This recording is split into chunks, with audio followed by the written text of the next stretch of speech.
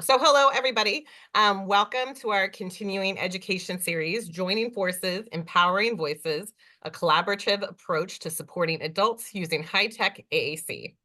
My name is Erin Edwards. So through this series, you'll find that we are passionate about three things. One is building greater collaboration between BCBAs and SLPs. So all of our webinars will offer CEUs for both professions. We are also invested in improving services for adults with disabilities. So a lot of our examples and discussions in our presentations will focus on adults, but many of the interventions and techniques can be applied to children as well. And finally, we are passionate about the potential of high-tech AAC. So all of our webinars will include information of some sort on that type of communication. So this CEU series is brought to you through the generosity of the Edith L. Trees Charitable Trust. We are very grateful for their support and this opportunity to bring you some amazing speakers over the next year. We hope this makes a difference in your practice as a professional, and in turn makes a difference in the lives of the people that you support. So some important CEU information. I will put this website, email, and the direct CEU links into the Q&A after we get started here. And you'll also receive them in a follow-up email from the event tomorrow. Remember, do not take the quiz or finish the evaluation before the event tonight has concluded, or the system will not count your responses and you'll not get credit for it. If you're new to our series, you will need to create a profile, login, and password in our learning management system website before you can access the quiz and the evaluation to earn CEUs. There's a step-by-step process of how to do this on our website under the Earning CEUs tab. It takes a minute or two to get set up, but you only have to do it one time. And we are presenting the webinars monthly in 2025 from January through August, so you're not going to want to miss out on all those free continuing education credits. Check out our website in early December for our full 2025 schedule. And finally, if you have any technical questions or issues completing the post-work to get your CEUs, please use this email that's up on the screen right now to let us know, and we will try to help you out. If you have any questions during the presentation, please put them in the Q&A. I'm going to be watching, and I'll hold on to the questions so that we can ask our speakers at the end, or if things as they come up. And you might see some comments or questions labeled clarifiers in the Q&A. Since we have a mixed audience with sometimes different vernacular, our team might add some comments or questions to make sure that both professions, both SLPs and BCBAs, are understanding the material the same, even if they're using different words to talk about the concepts.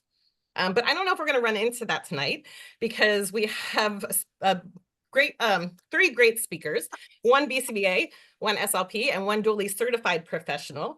And between the three of them, they have loads of combined experience in this field. So let me introduce them quickly and we can get started. G. David Smith is a psychologist and behavior analyst who's worked with adults and children with a variety of disabilities. David performs assessments and participates in the development of behavioral support plans for individuals. He also provides training and consults with human service professionals.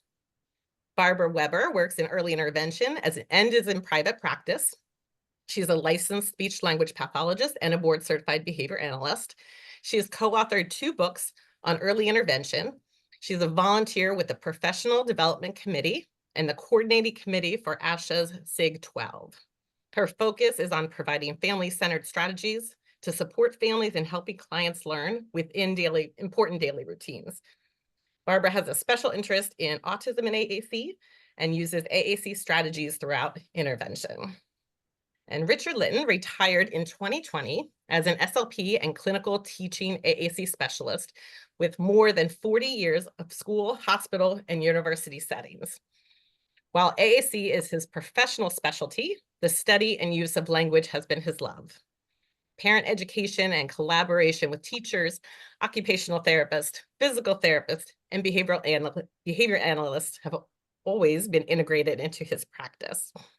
Dick continues to consult with families and their team members. And just one more quick mention before I turn it over to our speakers. A portion of the speaker honorarium is being donated to the AAC Disaster Relief Project, a nonprofit that helps to replace low and high-tech AAC devices after their users have lost them to disasters such as hurricanes, wildfires, floods, earthquakes, etc. I wasn't aware of this organization previously, so I will also share that in the Q&A for you guys to check out and support.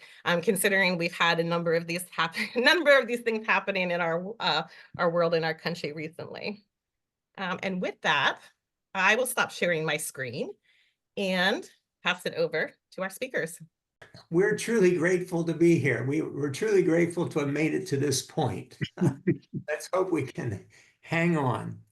And thanks to the audience for joining us this evening.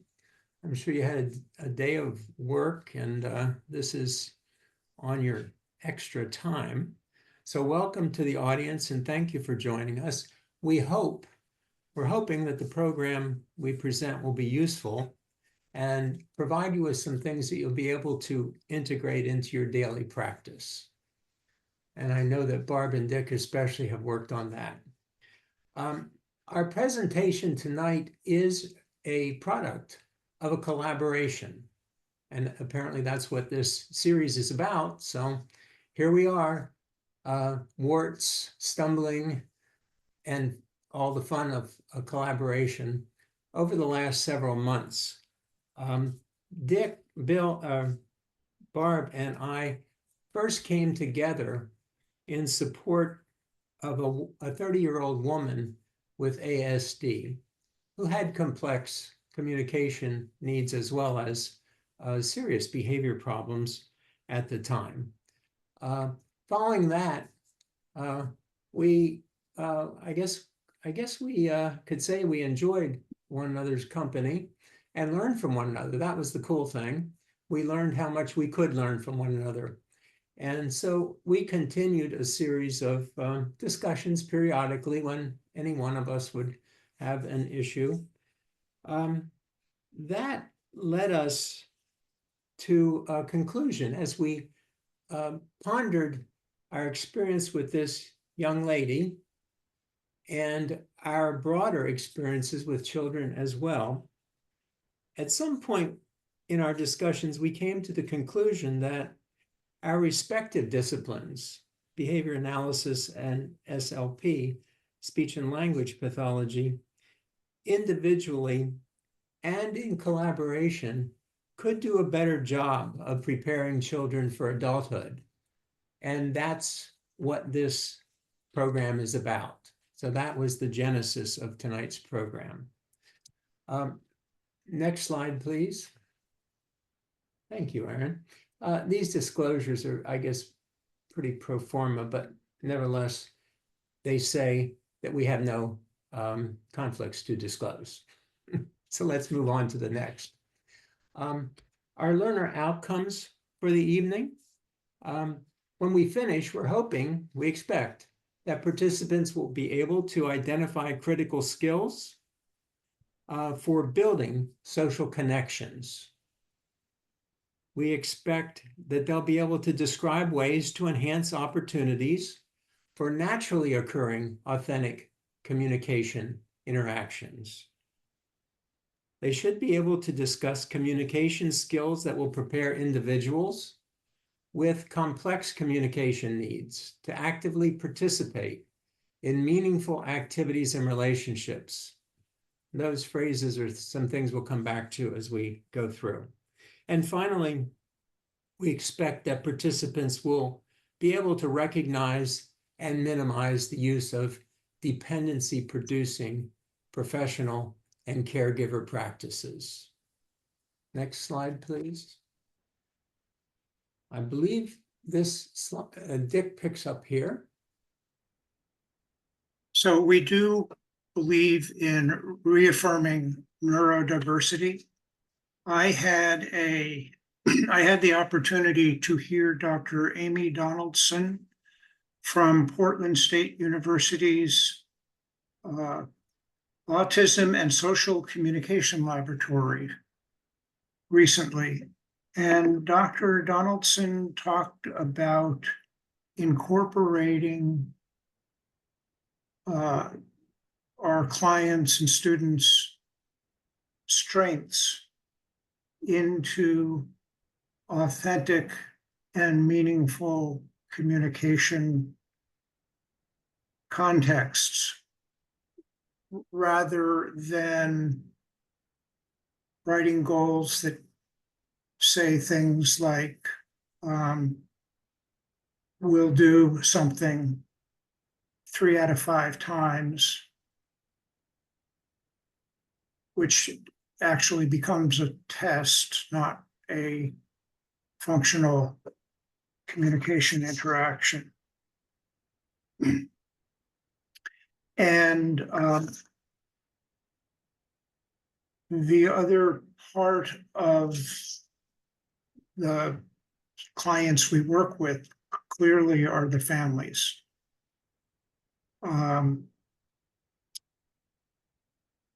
She talked about incorporating families' unique values into the goals, the family's culture, their unique vocabulary, and their perspectives. I have a wonderful story about unique vocabulary. We have 3 now grown daughters. The second daughter was born when the first daughter was 3 years old. We named the second daughter Julie, which her older sister could not say. So Julie became Juju. She remained Juju until she was only almost 40 years old, because not only did other people in the family use it, but the whole next generation of the family called her Juju. And it's important to be able to consider that kind of thing. Next slide. What we also know about a lot of the people we work with is they have comorbid disorders, which impact on each other. Cortical visual impairment, for example, is a disorder in which people often see more functionally through peripheral vision rather than central vision. And so when working with a person like that, you don't want to say to them, look at me, because if they're using peripheral vision, their eyes do not have to be facing you. Motor apraxia is another condition that can impact how people communicate. When it becomes apraxia of speech, people's speech becomes much more difficult to for unfamiliar people to understand, or even for familiar people who do not know the context of the topic, communication topic. And we always need to be aware of those kinds of complex conditions.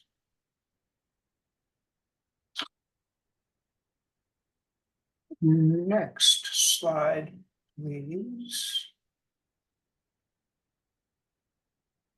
Barb, are you going to do this?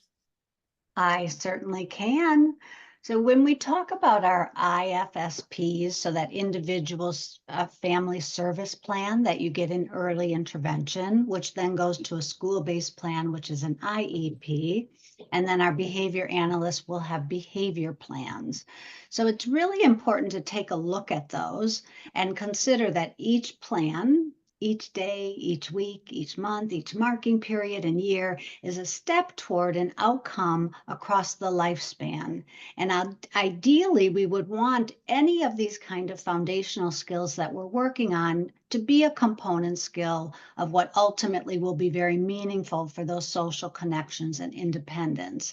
And while we meet the mandated outcomes, which we have often a way we have to write our goal, we may have a measurement, we may have testing materials, all those data are contributing to future skills, abilities, and outcomes. And to just, even when you go to work tomorrow, take a look at those behavior plans and ask yourself if you can trace the meaningfulness into an ultimate outcome for that individual. Next slide, please. The other thing we want to talk about, Erin said it so beautifully, collaboration. We always want to keep adults with disability in mind, and then high-tech AAC is part of the focus for this particular series. However, communication modality is often very varied in the people that we work with. So this information in our presentation is really appropriate for any modality that individual is using. And certainly AAC will play a very important part for many of the individuals we're talking about. Next slide. And Dick, this is back to you. When I first saw this slide, I had no idea what the things on the left were. And then Barb said something, we want to get out of the silos and into the same table at the same time. And that's where collaboration comes in, where we can, different professionals, different families, members can share and solve problems together, including the client or student. Next slide. The bottom half of this focuses on interprofessional practice, which I know that ASHA and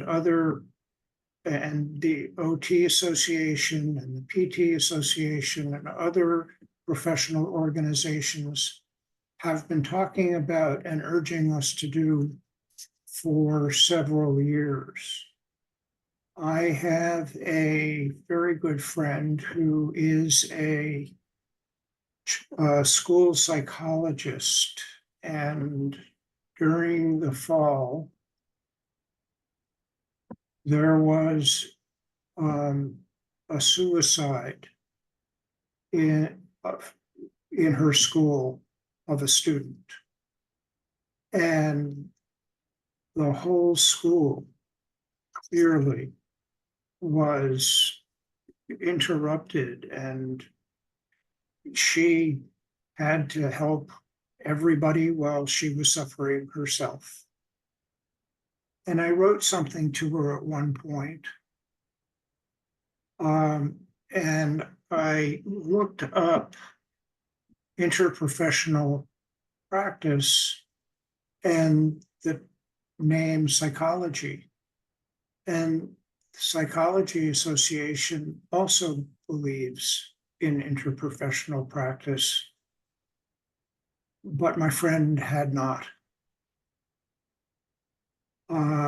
And so I had the opportunity to work in an AAC clinic with children of all ages and occasionally adults, including ones with ALS. And I worked with the OT so long that we we released our roles to the other. I never had to say to parents anymore, I'm only a speech language pathologist, but I learned from an occupational therapist that, and she never had to say to parents, I'm only an occupational therapist, but I've learned from a speech language pathologist. We just were able to take the other's role, share it, and work much more collaboratively and clearly with parents. So I urge people to create those kinds of teams whenever possible. Next slide, please. And we think of social relations through the lifespan. And help people with disabilities to use communication of any sorts to become safe, to be happy, and stay healthy and self-sufficient. Before I moved to the mid-Atlantic states, I live in Pennsylvania and worked in Delaware. I lived in Rhode Island and sometimes worked in Massachusetts. And I had the opportunity to interpret for a young man in a state hospital, very severe cerebral palsy. He had an AAC device that he accessed through 2 switches, one on either side of his head. The problem was that his wheelchair was a slingback wheelchair, so that every time he hit a switch, he moved and moved in relationship to the switches. He accused a caregiver in this state facility of sexual abuse, male on male sexual abuse. And I got to interpret for him and his use of his device at a trial.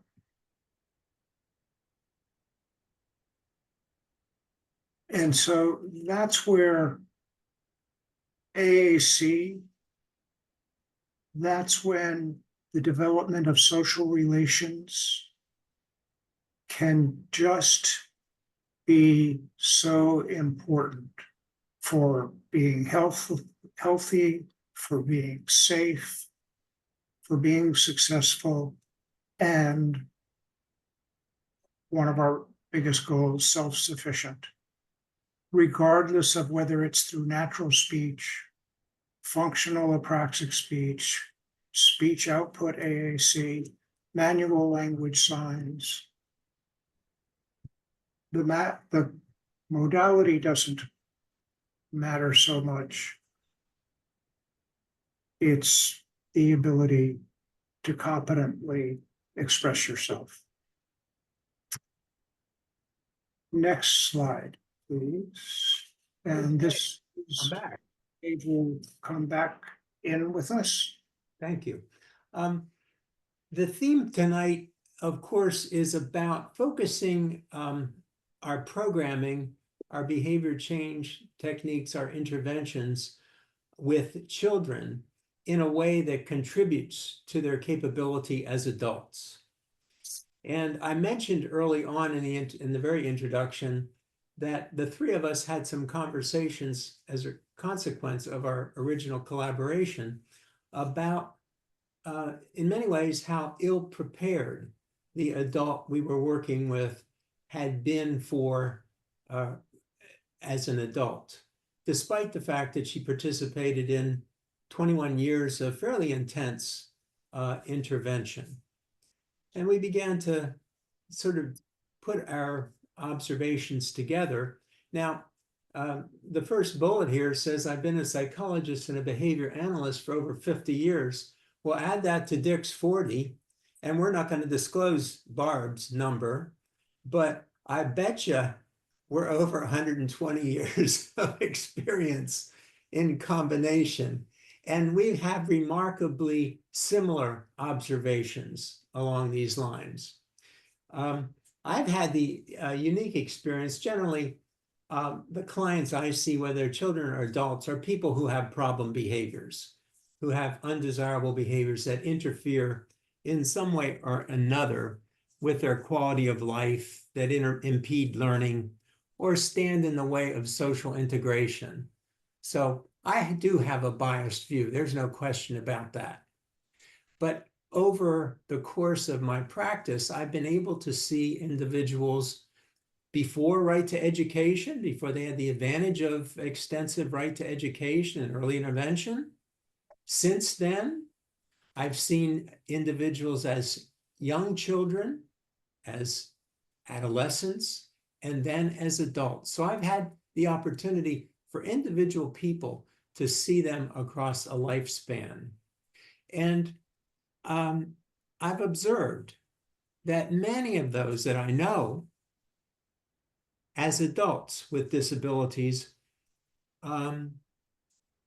despite all of the access that they have had, they exhibit some all too common traits. The first of them is reliance or dependence.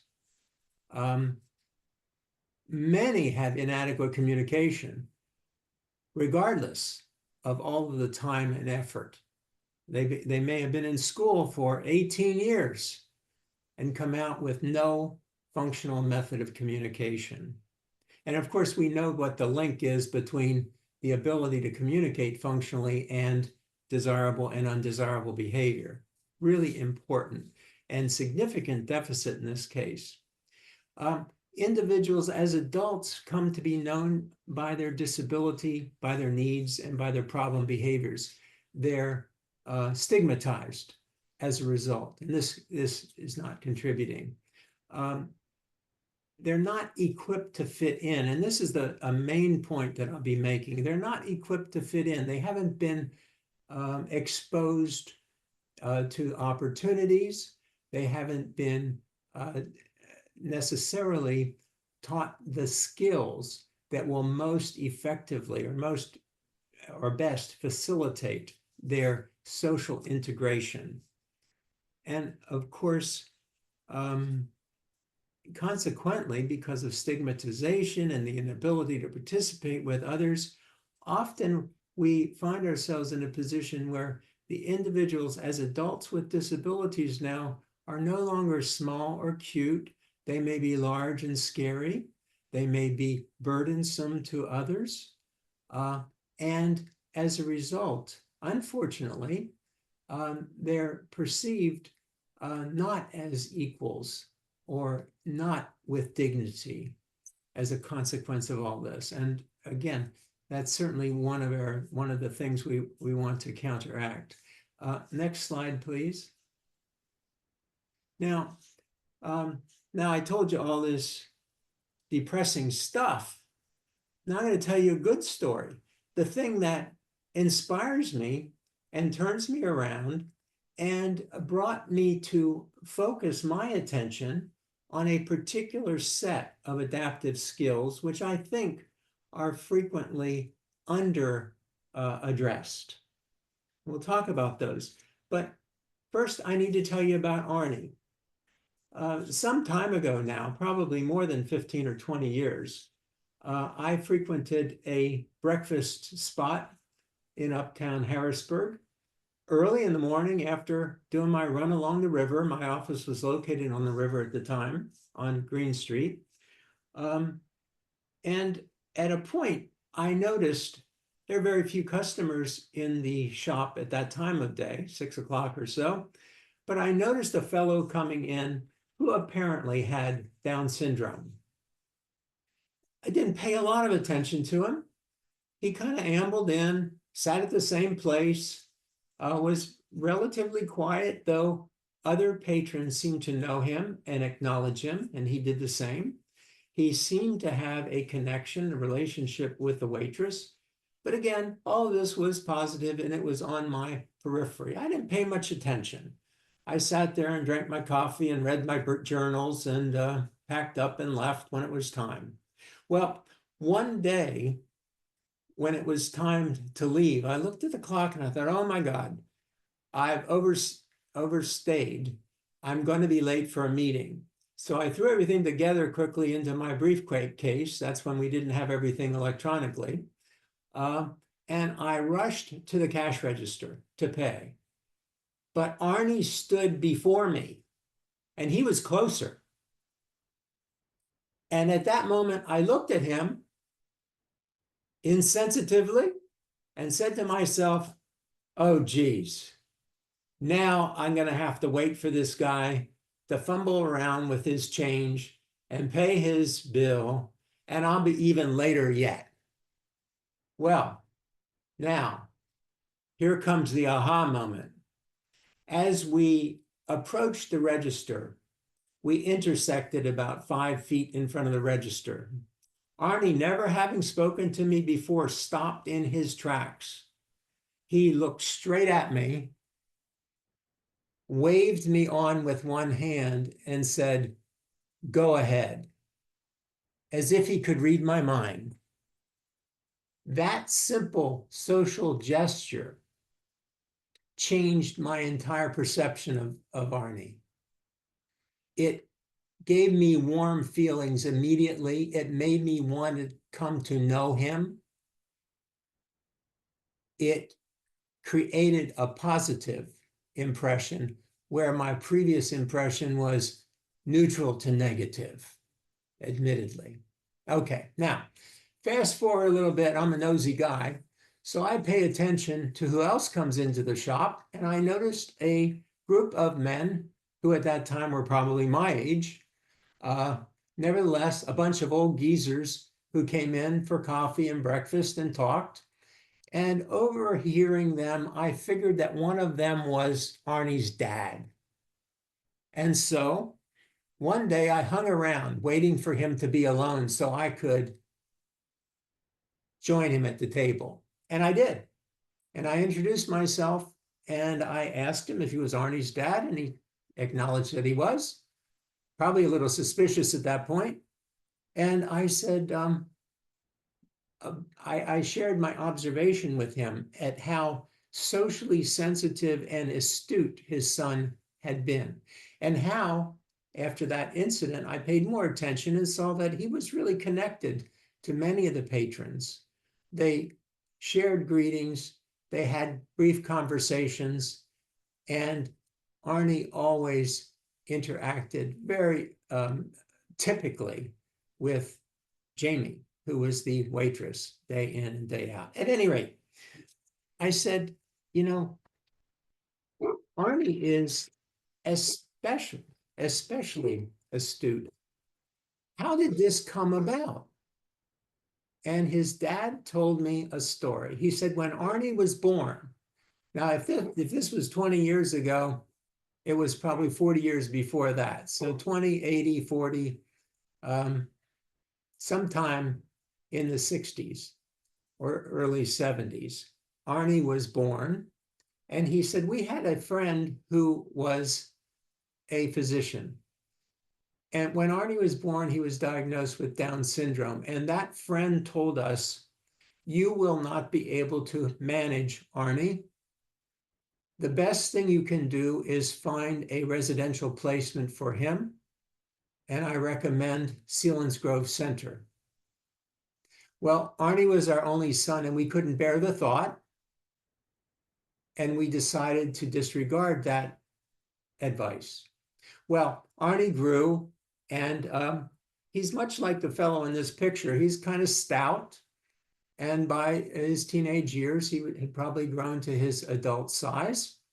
And at about 13 or 14, he, like a lot of young men, discovered that he could intimidate his mom and other people.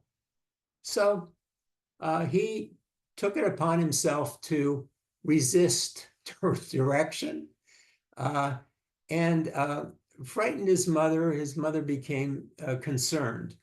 They went back to this physician who said, I told you, now's the time. I can recommend a good private facility, the Elwyn Centers. And we took his advice, Arnie's dad said. It broke our hearts.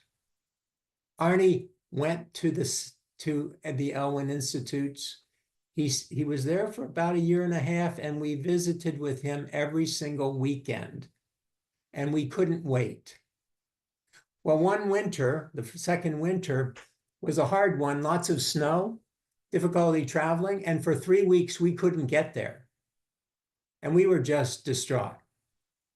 So on the third week, when we were driving down the turnpike, my wife and I looked at each other and said, Arnie's coming home.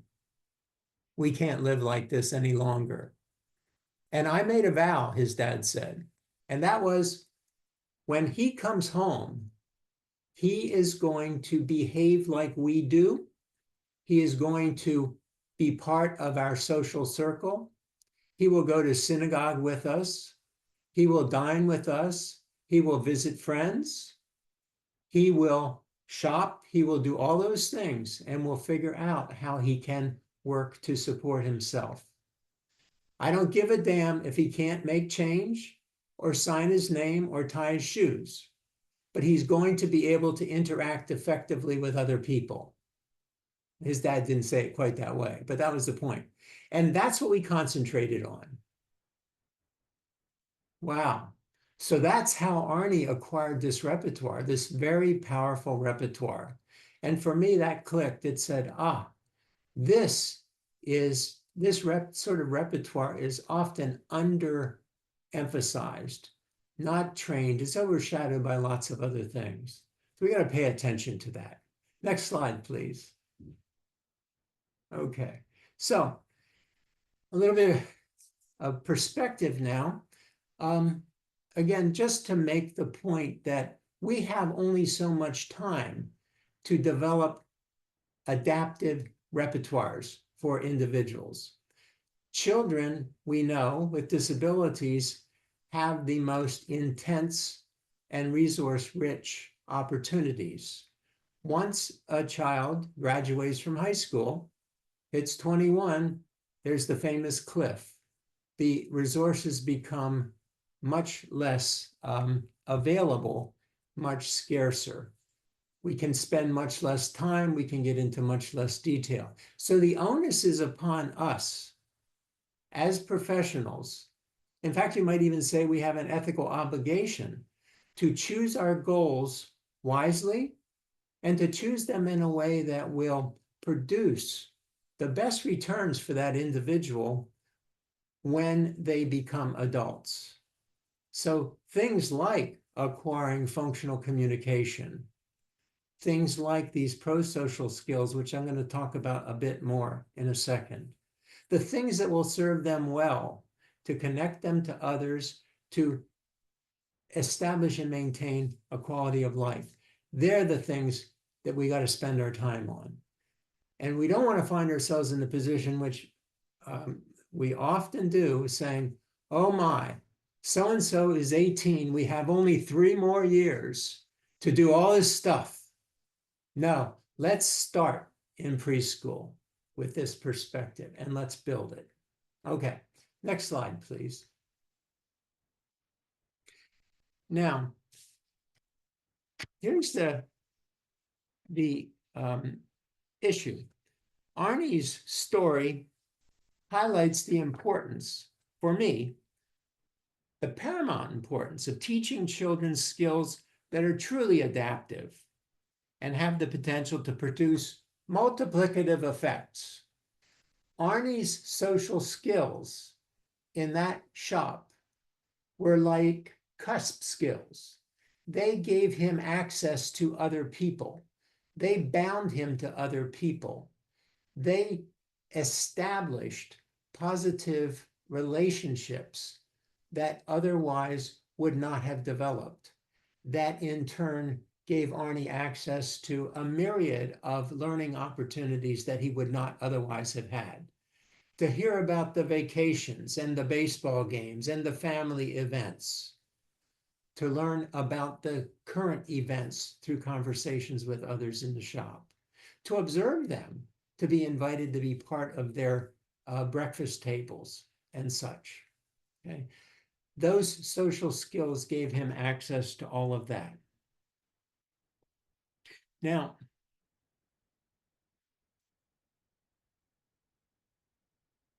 the skills, the set of skills that I think are so important and that Arnie's story highlights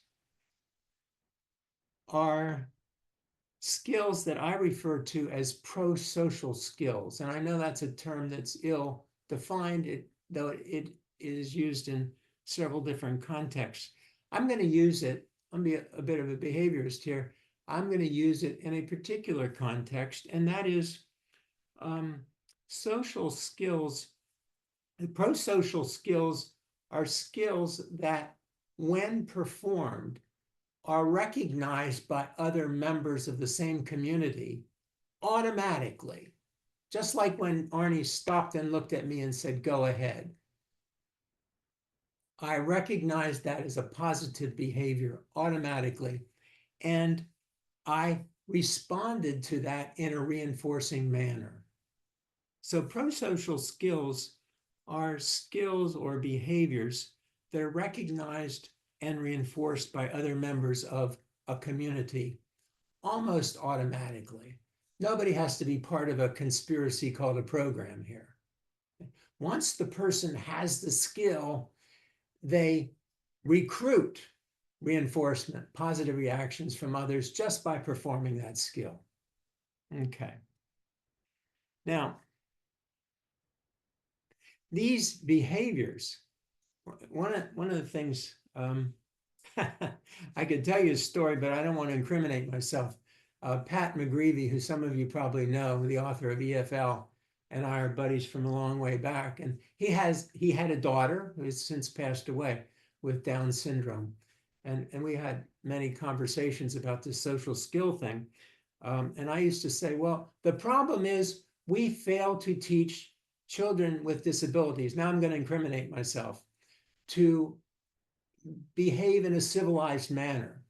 And Pat looked at me and said, "Oh, don't say that. Don't ever say that to a parent." So I never have, but I'm trusting you all. Don't turn me in.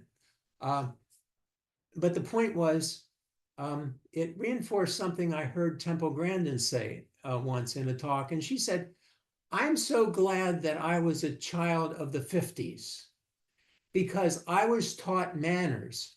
I was taught how to relate to adults.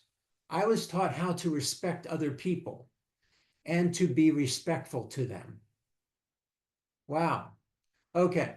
So those repertoires tend not to be attended to. And I think there are probably some reasons for that. One is they're normally taught informally. They're acquired through the family, through the church, through social organizations. If you look at the Boy Scouts and Girl Scouts mottos and missions and that sort of thing, for instance, that's what they're all about, teaching these social mores and appropriate citizenship and such. However, children with disabilities often, because of a lot of factors, don't have those opportunities. I think some of those factors are isolation, associated with segregation that comes about for all the best reasons, professionalization, for instance, low expectations, I don't want to tell too many stories. I was in a conversation with parents today, and we were talking about hiring new staff for a home program. And I asked, do the staff get introduced to this person? And they said, well, yeah, they come and they do a walkthrough. And I said, yeah, but are they introduced? And how is your daughter's attitude or impression of that person taken into account when you decide to hire them or not? And they looked at me like I was asking them, to explain E equals MC squared. And we talked about that. There was not an expectation that the individual would be able to maybe have that impression, certainly not be able to communicate it, because they talked all about how, if she acted in this way or that way and so on and so forth, but there was no awareness or sensitivity or expectation that the individual would be able to participate in that decision in a meaningful way. So low expectations, long story short. Professional frames of reference. I think as professionals, our practice sometimes focuses on things that are not terribly functional. We're wasting time addressing non-functional things that won't contribute to expertise in adulthood. We focus on things that do not have obvious natural consequences, like these pro-social behaviors. We don't think about the natural and maintaining consequences when we teach skills. And we rely heavily on dependency-producing practices, especially prompting. And in all of those ways, we're debilitating the individuals. And finally, I think the pro-social skills are not taught very prominently because they're overshadowed by other needs that are more prominent. If you're worried about an individual jumping through the window or strangling somebody, these pro-social skills are way down on the totem pole, when maybe we're being penny wise and pound foolish, as they say. Okay. All right.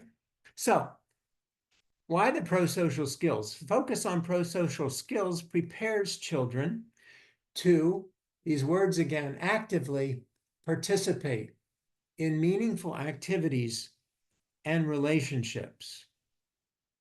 Now, those words, Barb and Dick are tired of hearing me say that, but I think that phrase, which comes from Julie Beadle Brown and something called person-centered active support, but I think those words depict and guide us to identify meaningful adaptive skills at any level, at a global level or at a very molecular level. If we follow those 8 words, we'll find our way to important goals and important skills to teach, enabling the individual to actively participate in meaningful activities and relationships. Now I'm going to just close by sharing a sort of an operational definition of those 2 things: active participation and meaningful activities and relationships. Active participation means just that. Oh, thank you. You're a mind reader. Active participation involves movement. It's not sedentary. Action is action. It involves participation. It doesn't include sitting back and observing. And taking turns is a good example of that, interacting in a physical way with others. It's self-initiated, it's not prompted. So active participation is not prompted. Let's figure it out, people. Let's look at, there's something called shaping. There's no prompting in the laboratory. Okay. We know this if we're behavior analysts. So it's self-initiated, it's not prompted. It's doing for self, not being done for. However well motivated being done for is. And it's doing for others. So that describes things that involve active participation, the criteria, the characteristics. And Meaningful activities and relationships, that's where we're headed. That's what we want to enable the individual to do. You're such a mind reader, Erin. Yeah. Meaningful outcomes, meaningful skills are those that produce constructive or tangible outcomes. They're adaptive skills. We use that term all the time, but adaptive skills are those that produce meaningful outcomes for us. They have natural consequences often. They contribute to independence and self-determination.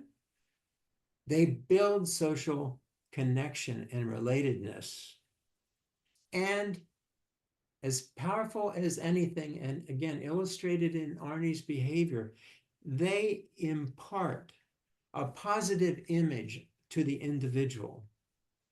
They project the individual as others of the same age and gender.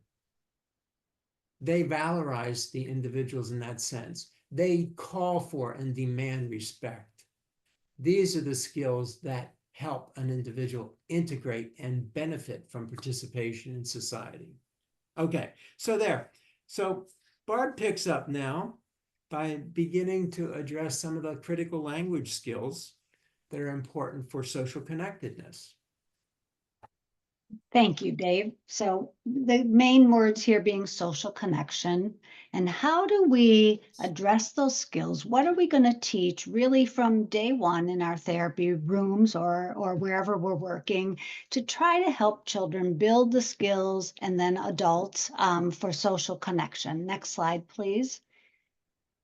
So we're going to take you through sort of a developmental trajectory here. And the first skill that we talk about very often is joint attention. Now, Dick talked a lot about neurodiversity, and I think we're getting some data and anecdotal reports from adults who have neurodivergent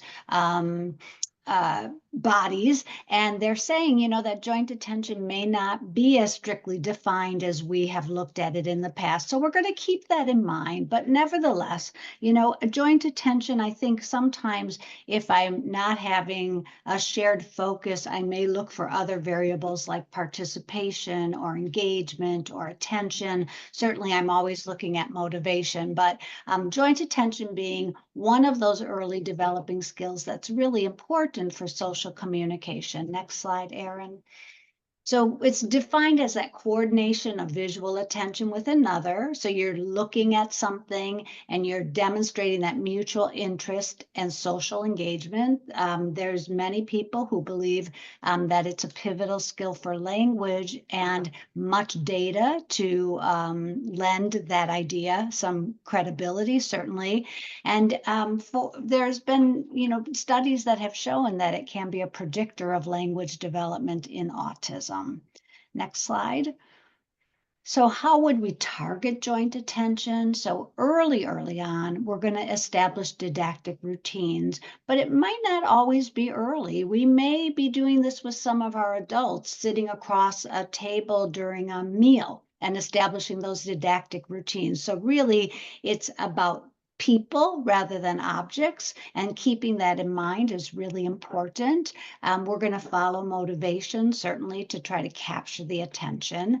And if needed, if you just need a person to reference you, you can tend to, you know, just to teach gaze and sort of shape that behavior. You can hold items of interest to your face.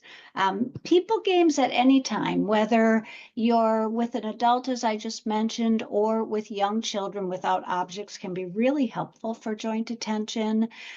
Pausing within routines, just expectantly, and waiting for a person's eye gaze to shift can also cultivate that. And as I said before, just being aware of that neurodiversity. So not all learners will engage in that joint attention in the same way. Next slide, please.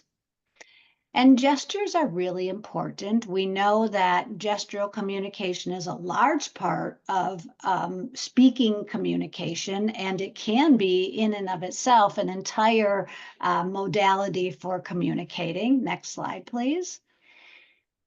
And gesture in infancy remains a key entry point into the world of human connection. You think about, raising your hands to be picked up, even turning your head to look, reaching, pointing, those very early things are important for development.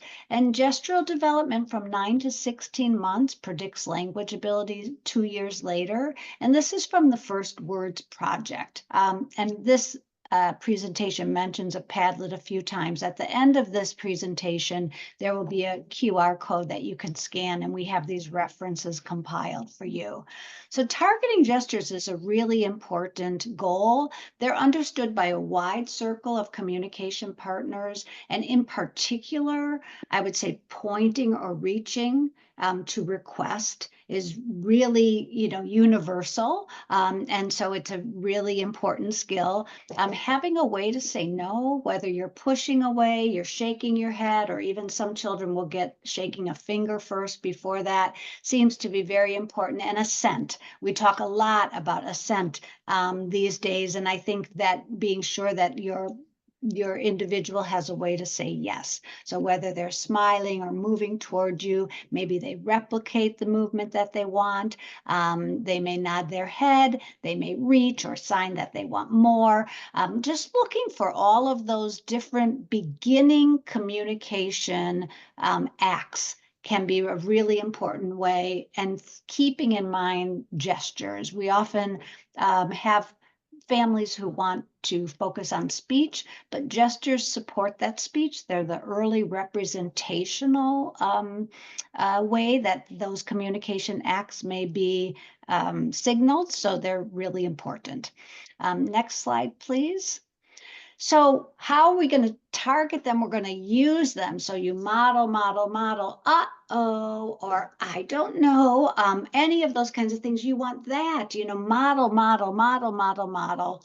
And referencing those early developing gestures will be important. So waving and shaking your head yes and no, and reaching and pointing and showing would be really important to determine the appropriate targets. And in the Padlet, there's something called 16 by 16. It's the 16 developmental gestures. They're in a row that develop in the first 16 months, and they're a wonderful trajectory to focus on.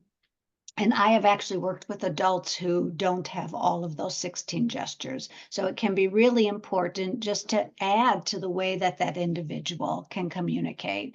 Obviously, we're going to model within functional contexts. We're going to practice and repeat and pause for that imitation.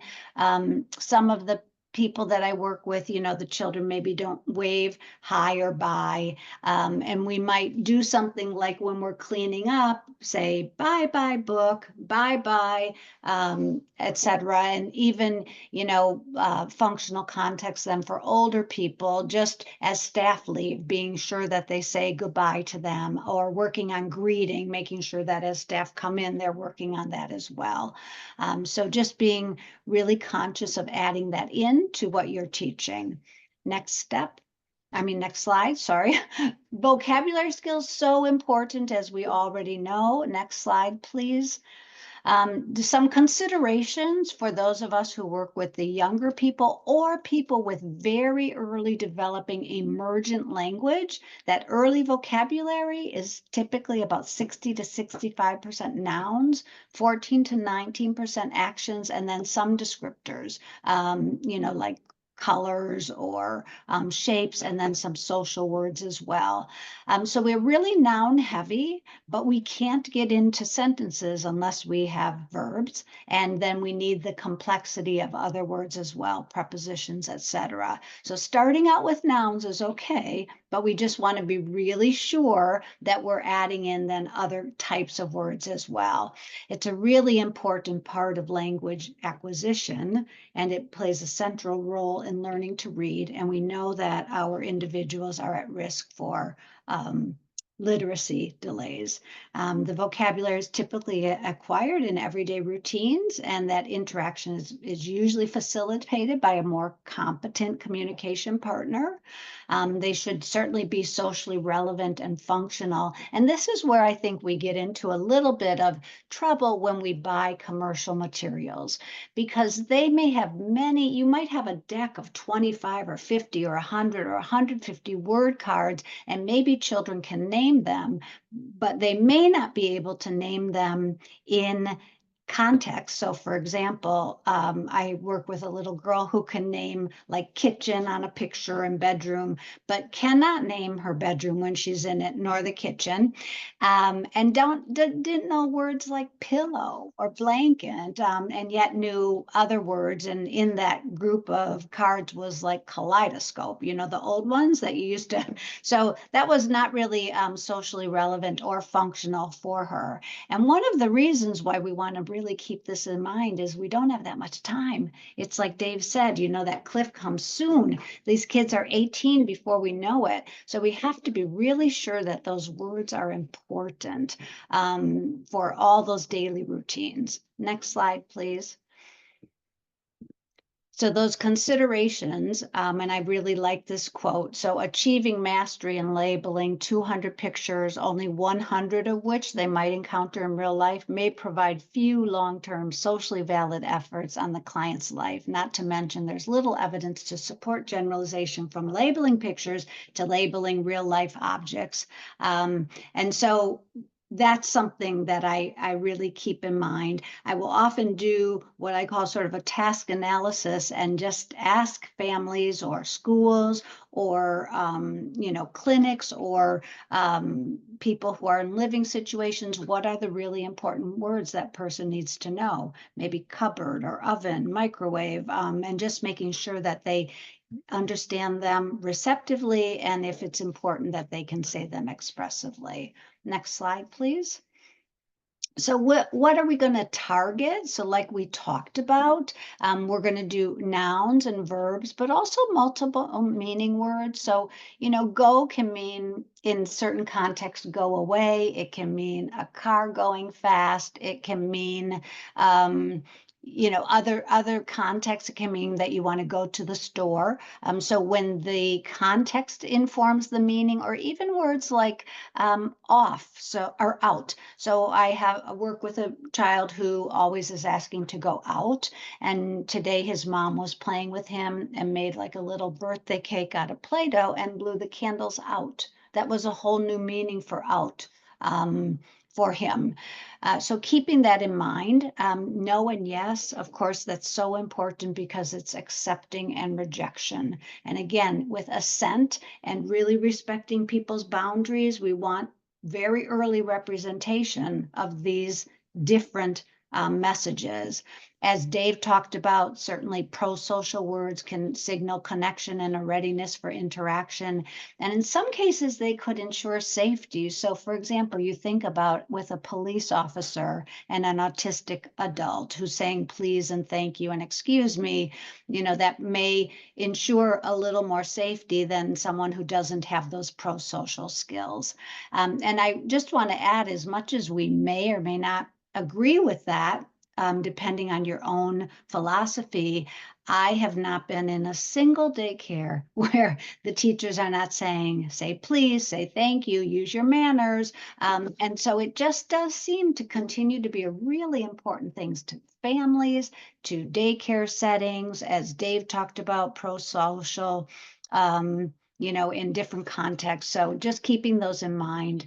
Words to solve problems. I think we can all think of individuals we work with who don't have words that solve problems. And this may be where some behaviors come into play.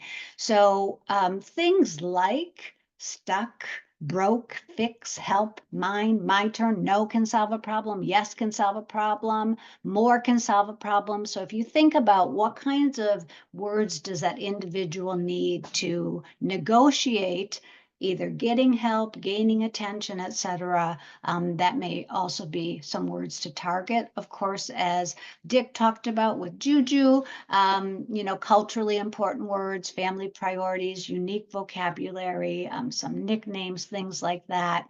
And as we work with more and more culturally diverse families, we want to ensure that we're really asking about those different things to be sure that we're respecting, their value system and what they bring to the table. Next slide, please.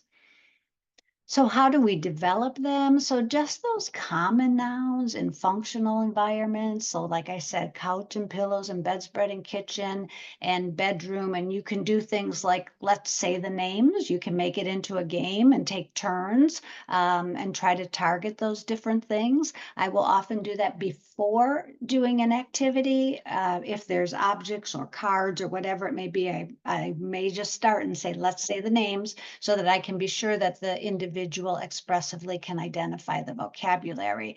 Common verbs, along with demonstration, is great. Kicking, throwing, jumping, run, stirring, just really labeling those, repeating them, making them a predictable part of the routine. And some therapists find that GIFs can be really helpful, or even videos, just watching them in short snippets can be very helpful as well. What is hard, especially for individuals with autism, is that static representation where 3 black lines behind a foot up in the air means they are running. A lot of children are not aware of that conventional way to represent action. So it can be really difficult. And in addition, we often see over-selectivity, so that individual may not be focusing on the gestalt of the picture and may miss some of that information. Presenting that word in multiple contexts, all the behavior analysts know this, and speech and language pathologists do as well, making it as multimodality as you possibly can. Again, meaningful sentences, relevant and socially important. And then we want to teach that literacy just from the get-go, favorite books, or just one word per page, if it's about whatever it might be, whether it's sports or football or cars. Just really trying to teach that literacy will be helpful for predicting the future skills. Next slide, please. And then pragmatic skills. So pragmatic skills are using words in many different ways. Next slide, we talk a little bit about its definition. So we all use words to ask for things, to comment on things. We might exclaim like, uh-oh, or wow. We answer questions, we refuse things, we obtain things, and we ask and answer questions are on our own. We answer questions from other people, but we ask and answer questions as well, back and forth. So being sure to include different ways from the very start of intervention is important. And let's say even as a behavior analyst, you might be working on man, say, and you have an individual asking for different tangible objects. And then when they obtain them, commenting, cookie. Wow, oh, so good, cookie. Commenting, modeling different ways, or let's say it's the 4th cookie, we'll stay with that example, and you're like, cookie, so you're sort of exclaiming or acting surprised. So just embedding that even from the very beginning of therapy is really helpful. Next slide, please. And so how are we going to target those? So we know that requests are often a beginning target. They capture motivation. And, the reinforcement is often a tangible item, which I think is a great way to start, requesting movies or snacks, etc. And then, as I said, we're going to embed those comments from the beginning. So as I had said, if the client requests chips, you comment while the client is eating chips. And what happens here is, what we're hoping is that in that contingency, we're also giving social interaction and attention, which will begin to teach social reinforcement. That is not always very motivating to the people we work with. And if we start to pair it in these interactions, perhaps it will become more meaningful. So embedding that pragmatic diversity intentionally, beginning with your own model, and then later helping the client imitate or participate with similar skills can be helpful to teach these skills. And next slide, please. So asking and answering questions. Next slide, please. They're really critical for social exchanges. And it's important to consider developmental trajectory because different questions require different language skills. So what is that? Just requires that you can label the object. But if you ask why, it requires the ability to explain. And again, there's a reference for the developmental milestones in that Padlet. Next slide. So how are we going to target that? So we ask a lot of questions. If you ever notice that as a communication partner, we ask a lot of questions. So we get answering in really well. We want to make them meaningful and relevant. As Dick had said, let's avoid the test where the person knows you know the answer, like what color is your shirt or what did you eat for lunch? That is not authentic communication. It may practice question asking skills, but I think we can probably be more creative and ask questions that we don't necessarily know the answer to. To target asking questions, we are going to keep in mind developmentally appropriate questions, but try to remember that asking questions is a demand for information, and that involves social motivation.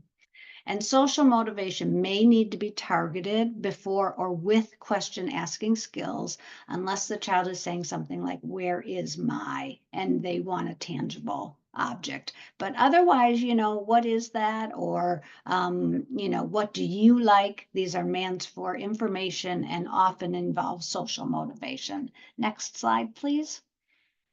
And this personal narrative skill, I'm going to turn over to Dick.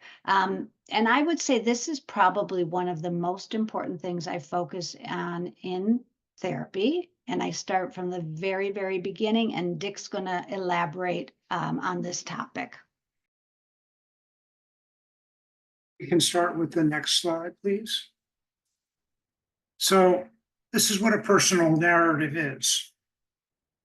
It's what a person says that informs others about things they think, feel, or have experienced. Next slide. These are some examples just from everyday interactions and communication. Next slide. These are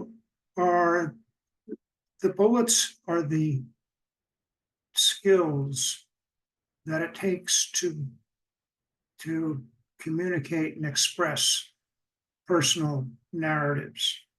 It involves talking about self. Use of past tense is essential. When our goals for a person, child, or adult focus on requesting generally happens in the here and now and doesn't use past tense and doesn't teach about future tense. The ability to sequence events and sentences, say more than one thing about a communication topic, and exchange terms. I've also found that personal narratives are really important when it comes to personal safety. I talked about apraxia of speech before. That really good OT taught me that if you have apraxia of speech, you probably have motor apraxia from the top of your head to the tip of your toes. I worked with a girl with after-school therapy sessions who had that type of apraxia even when walking. And every summer, every day, for every summer, her parents outfitted her with flip-flops, which she always sort of tripped with the long sole of the flip-flops. And I would take kids out into a variety of places outside in good weather for therapy sessions so that we could talk about where we are going, not where we are, or where we went, and integrate past tense just into what we're doing. And not frequently, fortunately, she would trip over her flip-flops and end up with a skinned knee because we were going across a parking lot. Well, one of those days, I forgot to tell the mother in the therapy waiting room about her daughter tripping and skinning her knees. And I always wondered, when they got to bath time that night, did they think that I was the one that happened with her knee? Or did they think it was the school staff with whom she was all day long? And that's where we need the people we work with who have communication impairments, how to tell about themselves. Next slide. And we can integrate personal narratives all day long, several times a day. One of the things that I would do with some of my better communicators with AAC was we would go into one of my supervisor's offices and I would introduce them. And the kid, in this case, would have the opportunity to tell about himself or herself to a new person. Very early in my career, a very good special educator taught me that people with language impairments, with cognitive impairments, with multiplicity of involvements, do not generalize spontaneously. They need to be taught to generalize. Well, when we do it every day, each day, several times, with different modalities, with what happened, with what I want to happen, with different people in different places, they've now just generalized. We've taught them to do that. Next slide, please. On the right, AAC and pictures and photos are very, very helpful for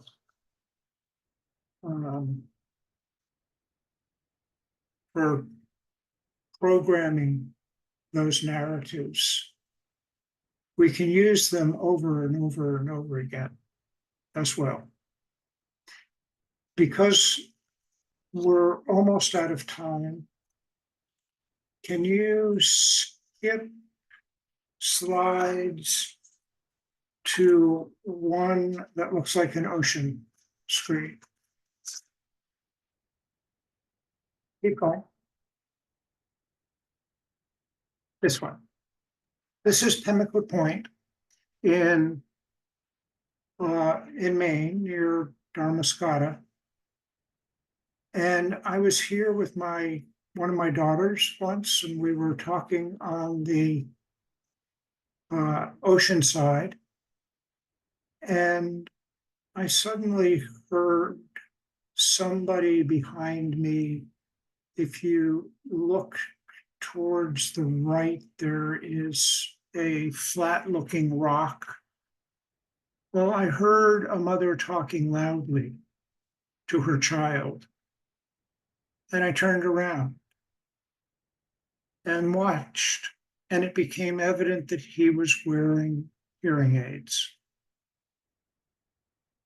He also had a yellow cane. So he was dual sensory impaired, deafblind. She took him every place on this outcropping of rocks into the waters, into the ocean pools. And it was just remarkable to see him do this and see how he could learn. I realized there's no science museum or children's museum or any place else that you can learn the same things and the same amount of things. This is why what parents do is really as, if not more important than what we do.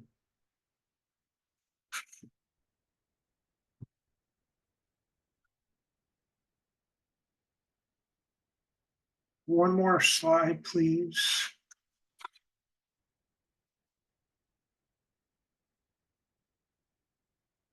So this is Barb's saying, they grow up so fast, and every day's targets contributes to a child's future. That's also true of adults who we work with. And now one more slide will be what Barb was talking about access to lots of references about things that we've been talking about. Questions, comments? Erin, do you? Wonderful. Yes, I was going to say, if anybody has any questions, I don't see any in the Q&A right now, but if anybody has any questions, please go ahead and put them in there now. I will tell you as well, I did not have a copy of the PowerPoint up on the website, but when you do your CEUs, when you go to the website there to take the quiz and do your evaluation for the CEUs for this webinar, there is a copy there that you can download. So you'll be able to download it and you'll have this QR code for the Padlet of resources and all the slide content.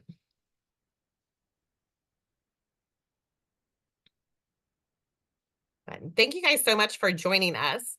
Again, if people have questions, go ahead and put them in. I just heard so much as you're talking, just so much integration, which I know we kind of almost feel like it gets to be like a buzzword for adults. Like, okay, they have to be integrated. And we had all these day programs and they were like, no, they have to go in the community. But I still see that kind of just being a forced action or like a part of the daily chores, where the way you guys have presented it here, it really is so much more. It really is about that personal interaction and knowing the people at the restaurant or knowing the cashier at your favorite bookstore, and interacting with them. So I think it just brings so much more um, two adult services potentially. Barb, did you put your hand up to make a comment? That was a total mistake. Oh, okay, no worries.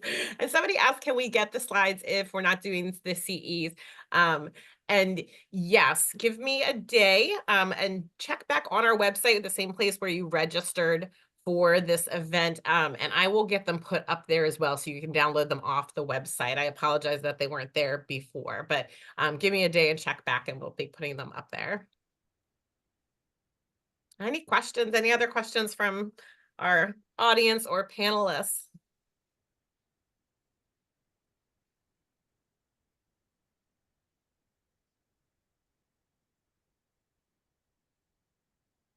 I just want to make a comment. This was really good information to kind of just sit back and ponder kind of why we're doing what we're doing and where to spend our time. And I really appreciate your comments about kind of, it made me think of the beginning of a communication needs assessment that looks at that like ecological inventory. You know, what are we really needing to talk about, and what is the vocabulary we really actually need, not just random things that we decide that we, you know, might have, like you said, from pre-made resources or someone else's activities, but what does this person really need to be able to use and know? And I think that's just a huge take-home piece that can really make a huge benefit in a short amount of time. Yeah, Dawn, when we were putting together that test, we sort of thought about what would pass the brunch test, or like the table at Thanksgiving. Like, you have to know gravy if you want more, you have to know buns if you want more, you know, and then what's happening among the relatives. You know, they're asking you questions, you're answering questions. It's very polite if you say please and thank you.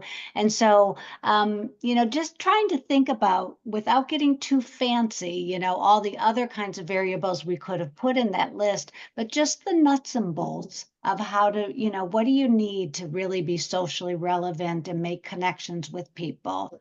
And, you know, one other comment on, you know, for me, being old enough to see adult clients, I really like to see that social connection where it's not only family and it's not only people who are hired to work with them. And so that's, you know, that I keep that in mind when a child is 2 or 12 or 18, you know, just making those social connections seems so important. Yeah. It's never too late. Never too late, never too late.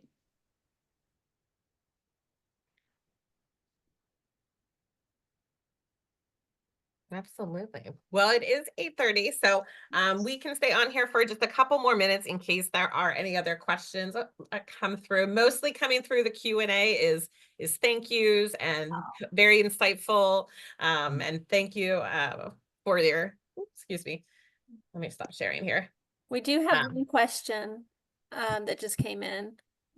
Uh, she says, I'm an SLP and consult in local group homes, and it's hard to get everyone on board. Do you have suggestions? How to motivate the staff. Yes. Yeah, especially around these kind of interaction Dave, you're topics. muted. Ooh. Sorry. I think See the if Dave whole, has something to say. I think the whole concept, I call it active collaboration, but you know, it begins with making connections and spending time. And that's such a hard thing to do. And almost is dismissed when we begin talking about it that way. But the key, I think, to buy-in and active collaboration is first establishing the connection and maintaining communication continuously with the key stakeholders. Engaging them in the selection, the identification of problem, the selection of goals, the ratification of methodologies, and the assessment of progress.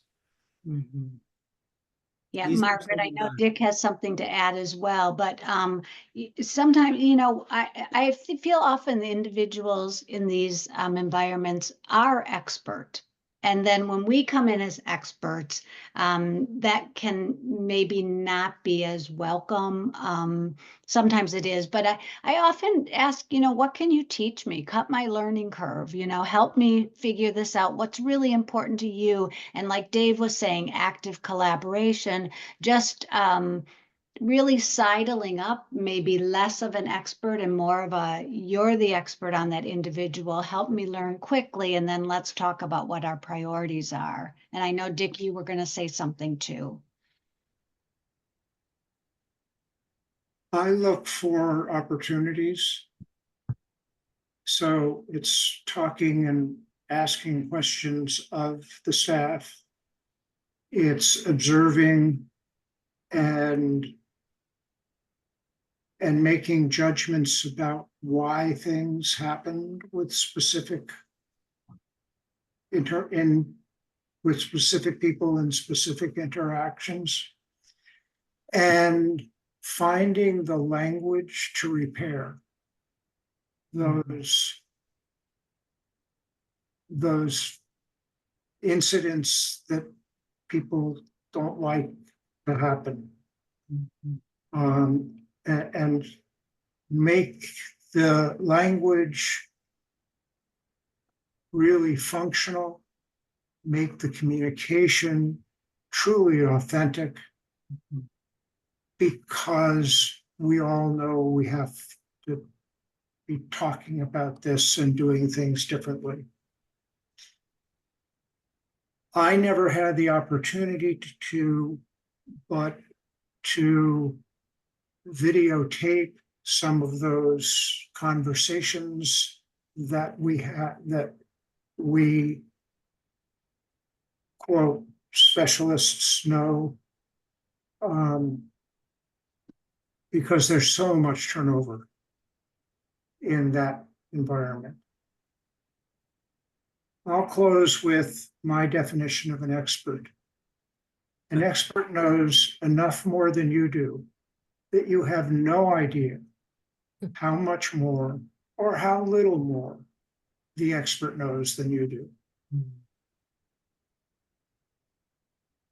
That is a wonderful quote that just hits to the collaboration and IPP piece that is like just really integral to this series.